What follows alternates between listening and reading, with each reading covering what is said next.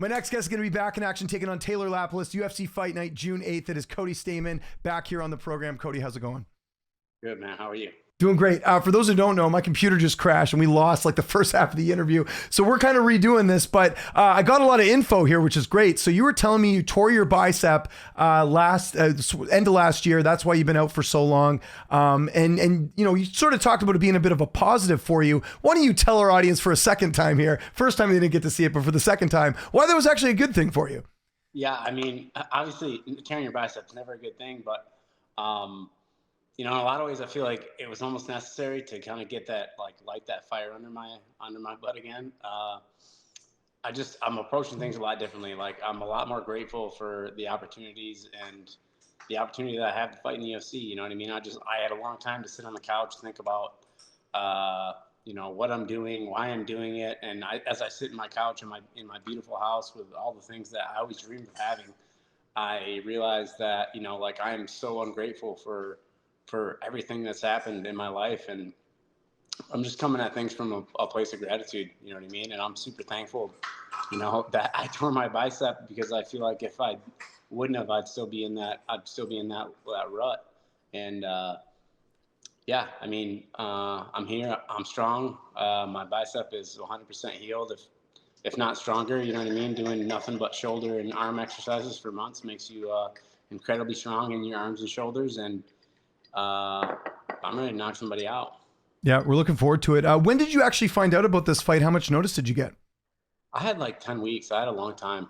And like we were saying before, like I was already like kind of thinking I was going to fight, and I was like prepared, you know. I'm like, listen, if you guys give me like 3-4 weeks, I'll be ready.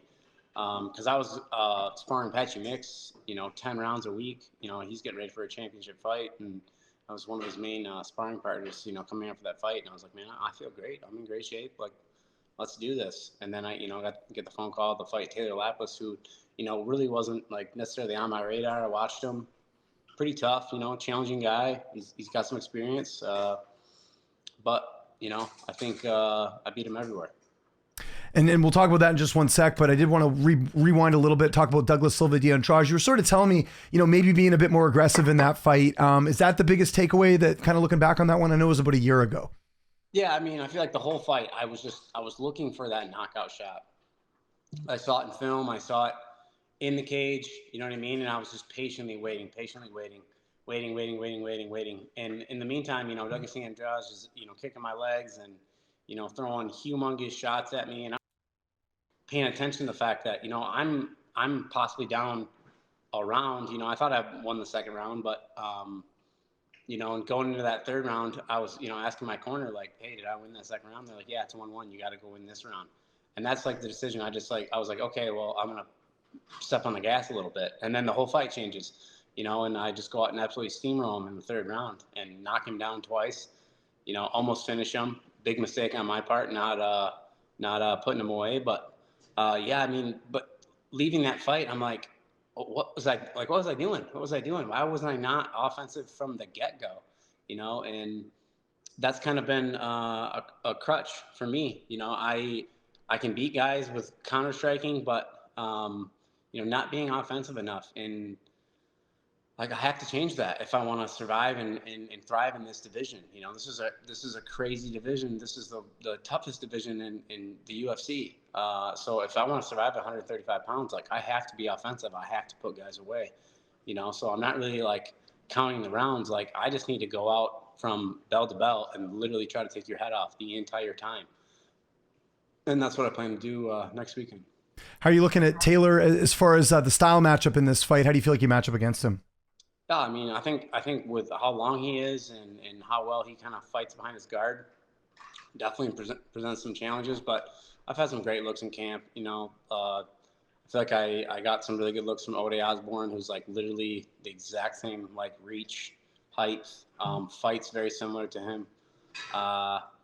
And, you know, like all the Hawaiians that I've been training with, Dainige, Kakamaka, like, these guys are killers, you know, and we've been absolutely hammering each other for the last 8 weeks, to the point where, like, now, you know, all the coaches are like telling me, just like, dude, leave, like, get out of the gym. Like, you need to do anything else, like, leave, go, like, mess with some projects around your house. And that's literally what I'm about to do. Yeah, for sure. You mentioned training with a lot of Hawaiians. Is that by design, or it's just the way things worked out that you got to work with a lot of these really tough guys? Because we're sort of talking there, need to be a little bit more aggressive in your fights and kind of get back to the old Cody Stamann.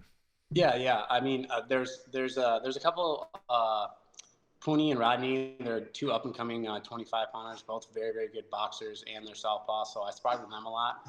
But like it's a grit thing. Like those guys come to fight. And ultimately, like that's why I love them so much, is because they have no, you know what I mean? There's no animosity, there's no ego that involved. It's just like, and I tell them every single round, being around, I'm like, listen, kill me, like throw everything. Like I will not be mad if you knock me out.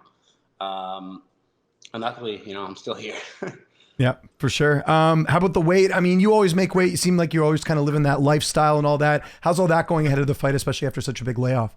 Well, I will say I had a lot of time to kind of like, get my weight under control, which is a heaven sent, because normally I'm coming into fight week. I'll be honest, I'll come into fight week at about 156 pounds almost pretty consistently.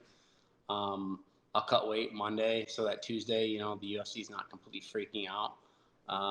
Like, hey, you're 20 pounds over. Like, how are you going to possibly make weight? And then it's just all guts, you know what I mean? Just guts making weight. And this time, like I just got off the scale. I'm like 10 pounds over. Nice. So, I mean, this is like the first time in my UFC career that I actually like got my weight under control outside of fighting at 145 pounds, where I actually like did all the things I needed to do to like get down to like a manageable place at 135, which I mean, I'm running 20 miles a week on top of like all my training. And that seems to be the trick to kind of thin my legs out so that I can like be a little bit lighter coming in fight week. There you go. Your corner, I imagine Eric Nixick. Who else is going to be in the cage with you? Nixick, Eddie Bracco, and my buddy Chad Decker he lives in Vegas now, but he's been with me since the Michigan days. There we go. And how's this one playing out? How do you see it going down? Honestly, I think I can put him out in the second round. I've been saying that pretty much every interview I've done. I really do believe that. I think I can sit him down. He's never been finished, so I saw that and I was like, I gotta put this guy away. And I think second round I'm gonna do it. How many more fights do you have left in your contract? Remind me about that. 2.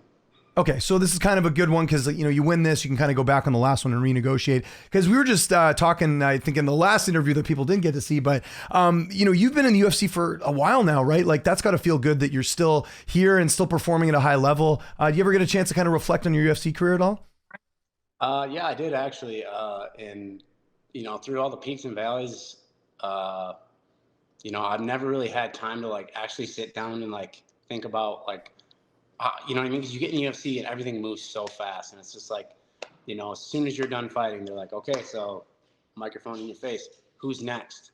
You know what I mean? And then you're thinking about that immediately. You don't really, you get that night to enjoy it, but then it's right back to the grind. I got a little time to sit away, and I'm like, I'm pretty proud of how far I've come in the sport, and I definitely think I have a lot more to give. And how long has it been now that you've been in Vegas, like moving there? Because I feel like that was like maybe a year or two after you made your debut, if I'm not mistaken.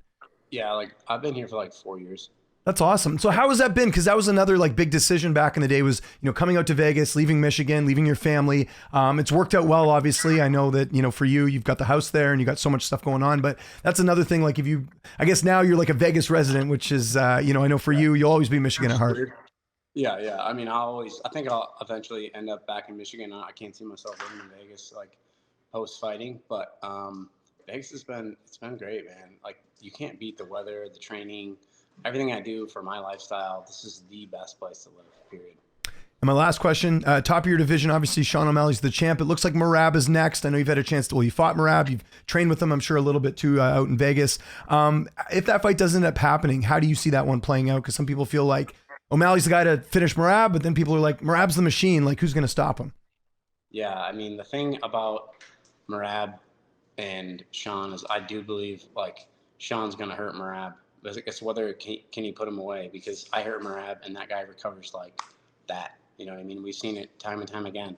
Somebody hurts him and he comes back immediately. Sean O'Malley's going to be a really tough guy to, like, just take down, but I've seen people do it, you know, and like these are people that aren't shooting 40 times a round. Like Merab is going to go after this kid, and that is just a pace that, you know, I don't know that Sean O'Malley, you know, can keep that pace, but I definitely think Sean O'Malley could knock him out. So that's a toss up for me. Really, I love Merab. I hope he performs the way, you know, I think he's capable of performing. But Sean O'Malley is without a doubt, you know, like the toughest guy. I mean, I look at him and Corey Sandhagen as like the two guys that, you know, stylistically for me and someone like Merab would give them the hardest time. Absolutely. Cody, thanks for doing this, especially 2 times. So I got the best value ever in this interview today. We got 2 interviews in. So I appreciate it, man. Anyone you want to thank before we get out of here? Any sponsors, social media? I'll give you the last word. I just want to thank God. And yeah, I'm looking forward to June 8th.